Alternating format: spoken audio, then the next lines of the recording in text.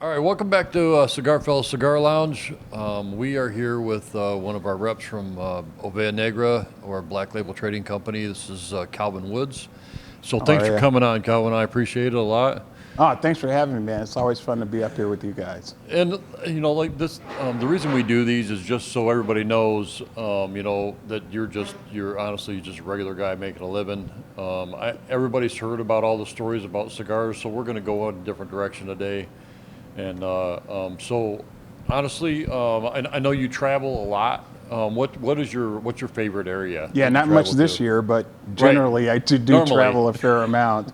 You know, it's every place that I go. My territory is fairly large. My territory starts in Minnesota, goes south through Ohio, west to Nebraska. Wow. So I have a fair amount of territory to cover, and everyone has its thing. You know, it's almost like every town has its own sandwich. Right. It's kind of like that kind of deal. So I really don't have a, other than being in Chicago just because that's my home. I don't really have a favorite. They all have their different kind of flavors. Right on. So, I mean, how much time do you get to spend at home? Just, like a week, a month? Or? Well, I mean, like I said, over the last year, the honey-do list has gotten shorter, All right. like significantly shorter. But generally, when we're up and running, I'm generally on the road 3 weeks out of every month. Wow. Yeah, It's a lot. yeah, So, you mentioned you live in Chicago. I do. So, how long have you lived there? Well, I was born and raised in Chicago. Went to high school and some college in Florida. But for the most part, I'm born and raised in Chicago. Lived there all my life. Right on. Are you close to the city? I'm in the city. Are you? Yes. I live on the south side of Chicago. I know that brings up some, some stuff. But it's just like anything. It's media makes things a little bit more than they are. Right. And It's like Detroit. Same yeah, thing. a lot of the things that happen on the south side of Chicago don't happen anywhere near me, and it's pocketed stuff, and it's those guys against those guys, and that kind of thing. Where I live, it's kind of funny. I live in an enclave, a small enclave of relatively new houses built in the last 15 years, and outside of that, the rest of the neighborhood is the traditional neighborhood on the south side of Chicago. So my neighbors that live across the street from me and the area that I live in call my area the suburbs. Wow. He's like, you're one of those guys that lives in the suburbs. I go, what are you talking about? I live across the street. So it's kind of funny, but it's a great neighborhood, a lot of really interesting people. We've got a lagoon in the back. There's the city puts fish in it like twice a year. Their families are out Nice. there fishing and camping and stuff like that. Even though they live across the street, every now and then you'll see a tent, in the lagoon area because the kids are out there sleeping overnight. So Well, that's it's cool. pretty cool. So Yeah. tell us about your family. What, I know you're married. How many kids you got? Yeah, I'm married. Been married for a little over 20 years and 22 years. Oh, congratulations. Yeah, I have a 21-year-old and a 17-year-old. I started a little late, and my 17-year-old is one of those kids that's probably going to be one that works with his hands. He practically lives in a forge in Chicago and makes his own knives and cooking utensils and things of that effect. And my 21-year-old is an artist, which means that that's probably going to cost me for a little bit Yep. longer. Yep. But he's a music producer and music artist, and that's what he does. And it's not it doesn't seem to be a passing fancy. And that's one of the reasons that we support him, because it doesn't seem like he's playing. He's pretty Good. serious about it. That's My- excellent. Yeah. My wife is a salesman.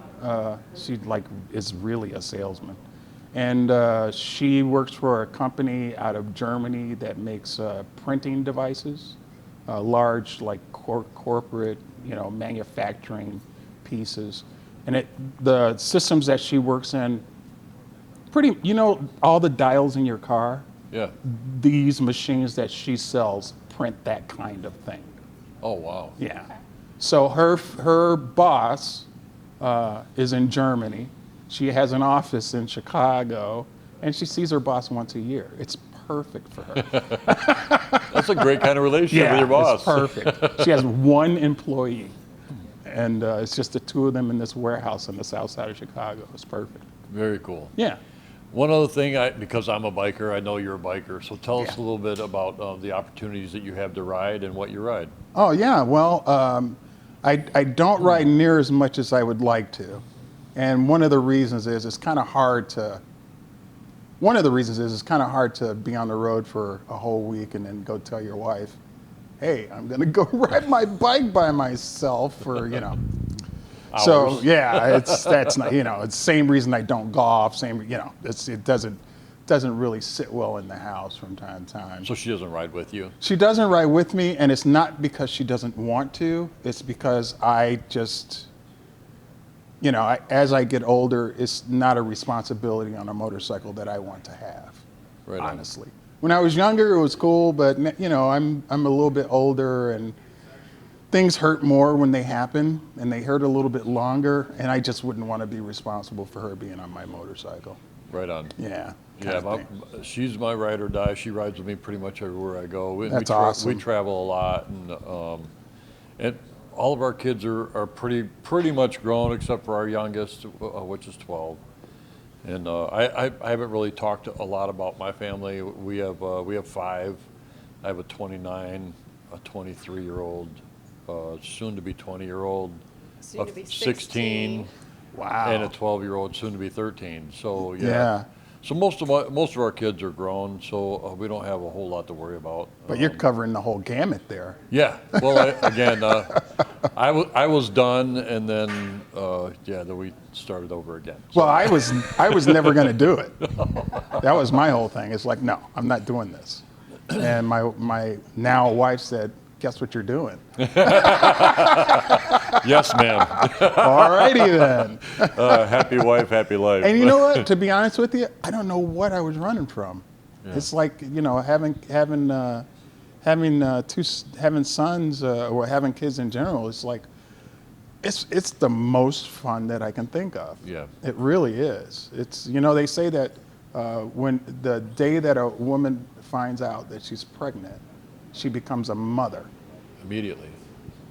The day that a father sees the kid is when they become a father. It's like that visual, because we're the hunters. Right. So that visual impact is the thing that clicks us into the whole deal. Right. And it's pretty true. Yeah. So you have a boy and a girl? I have 2 boys. Oh, 2 boys. Mm-hmm. 2 boys. I have 3 girls and 2 boys. Yeah. Every time I see a girl, it's like, man, I wish I had started this earlier so I could have 1 girl. No, you don't. No, I don't. No, you okay. don't. I started with a girl and ended up with 2. Mm-hmm. And my boys are in the middle. But both, all 3 of the older kids, they all 3 ride. Both of my boys ride with me often. Yeah. They both have Harleys as well as myself. That's awesome. And my daughter is with a guy that has 3 Harleys. So it's a lot of fun. I think our youngest will ride too. Probably. Our 16-year-old, I don't even know if she's going to get her license. I've been trying to talk my 21-year-old into it, but I don't know. It's just not his thing for some reason. Well, I mean, in Chicago, you guys have all the transit. And well, it's funny. I had a car for him that I refurbished and was going to give to him on his 17th birthday, and he looked at me and he goes, I don't want a car. I don't need a car. I don't want a car. I was like, well, this car has been sitting in the garage for 2 years. This is my plan, right. You're wrecking my plan. Yeah, you're messing the whole thing up, man. And he goes, no, I got Uber. I got, transport, because I don't need the responsibility of a car. And then, of course, when teenage dating turned into young man dating, you know. Then he was like, I think that car that's been in the garage for now 4 years is probably something that I should do. So I ended up giving it to him. Right It's on. pretty funny, yeah. And then you got to put more money into it to get it ready. I had to because it's been do sitting- a couple of other things to it because it had been sitting for like 3 or 4 years. But yeah, it's pretty cool. So I know cigars is one of your passions. What got you into cigars, period? So when my kids were, how do I do this? Here. I used to work for a large corporation. I said some things to a vice president that I probably shouldn't have said. So they spent the next 2 years kind of maneuvering me into a position to open the door To exit and let you. me leave. And when they finally figured it out, and the whole time, I mean, it's one of those things where what's happening. Yeah. And the stubbornness in me was like, I'm not going out like this, because you're going to have to get me. I'm not, it's like you're running and somebody's got a fork and they're trying to stab you in the back with Yeah. it, But they finally figured it out, and I finally got tired. They pink slipped me, and I told my wife, the gravy train's over because I'm not going back into that business again. So I literally took a year off. Half of it was not my plan. Half of it was my plan. The first half was my plan. The second half was like, wait a minute, I got to find a job. So I was doing all of this stuff that traditionally, mom does. So the kids were at every game. They were at every, I was doing all of that stuff. Yeah. So it turned out being an awesome year because I was at every baseball game, every soccer game, all of that, all the soccer moms and the baseball moms or whatever. They knew me. They didn't know my wife. They had no idea. And the coach of the baseball team was a cigar smoker. And he did such a great job, I called a friend of mine in California and said, hey, can you get a few cigars together for this coach, and I'll pay you for them, and just send them to me. So he sends them to me at the end of the season, and I looked at them and I was like, these are kind of cool things. I remember smoking these. I used to smoke in the 80s, and I just stopped for some reason. I lit one, and I'll never forget it. It was a La Flor Dominicana, a Perfecto. El Jaco is what it's called. Oh, yeah. And I lit that. I was like, it's the littlest one. Nobody will miss it, Smoked it, and it just hit me. The whole thing. The whole idea of cigars, what they meant, the calming effect, all of that stuff just immediately hit me. So I ended up having to buy cigars for the coach because I smoked the ones that my friend sent me. And it was, at that point, it was off and running. So then I just kind of started smoking cigars, started researching what they were, got on Twitter, did all of that kind of stuff. And have been smoking ever since. But that was literally 10 years ago, probably about 10 years ago that I really started smoking cigars again, around in there. And got a part-time job while I was unemployed. Got a part-time job working in a cigar shop. And it was one of those deals where, I'm sitting in the cigar shop with my iPad looking for a job. Yeah. And, the owner goes, hey, can you watch the register while I go to McDonald's and get something to eat? Sure. I'm there every day. And it goes from, man, I really could use a day off kind of thing. Yeah. It just kind of progressed. Yeah. And I went and talked to the owner because I knew they were looking for someone. And she looks at my resume, and she looks at me, and she looks at the resume, and she goes, I can't pay you to do. I can't afford to pay you to do this. And I go, I know it's a, whatever it was, a $5 an hour job. I'll do it. It's no big deal. She goes, are you sure? I go, yeah, absolutely. Happier than a pig, and you know what? Yeah. I had such a ball. This lid in the humidor, talking about cigars. It was like the most awesome job ever. I just had to figure out a way to make a living. Yeah. Right. That's the hardest part. It's like, this is cool, but my wife's not going to go for this for long, A friend, one of our reps, who's Miguel Chadell, now with Crown Heads, at the time was with Tarano, right? Yep. Tarano had moved him from being one of the reps, one of the territory managers, to the national sales manager position. So he comes in and says to me, "You should apply for my His position." job, right? But dude, I have absolutely no experience doing this. That nobody's going to hire. Well, short answer, I did the interview with Charlie Tarano and I got the job. So I've been in the business now. This will be my 7th year in this position, just with another company. Right. Yeah. So. Well, you do a good job. I appreciate everything that you do for us. It's like a total old school deal. You know what I mean? There's Yeah. not too many like carpetbagger, door to door, press the flesh sales positions left, you Nope. know? This is it. And all of those things make it really not a sales position. It just makes it like one of those things where you go see people that you like for the most part, hang out with them and smoke cigars and talk about cigars and talk about products. So it's pretty cool. Right. Yeah. What a great job. Yeah. Yeah, it's like we were talking earlier. It's really just about getting with people and discussing your passions, anyways, because we all love this, Yeah. or we wouldn't be doing it. And So, it makes it so easy to have a product in your portfolio that you really, really care about. Yeah. You know? And on top of that, for me, I work for a company that I really, really care about. And that just makes it all the better. Yeah, it's you like know? family. Yeah, it is like family. Yeah. It really is. Every time I've made a call, like if you weren't available and they've called me to check in, it's totally like family. That's what I love about Yeah.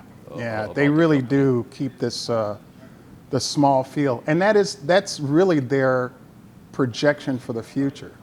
You know, the whole Black Label Trading Company, Ovea Negra, has a ceiling.